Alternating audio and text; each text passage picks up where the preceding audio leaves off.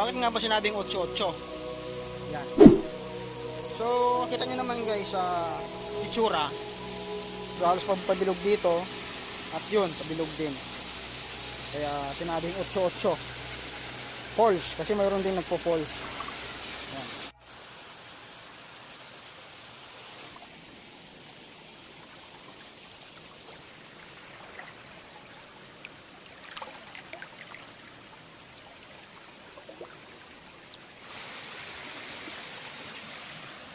Ano doon?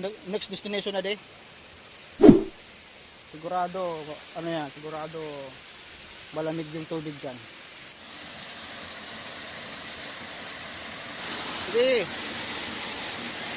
Hindi makakintangin ka.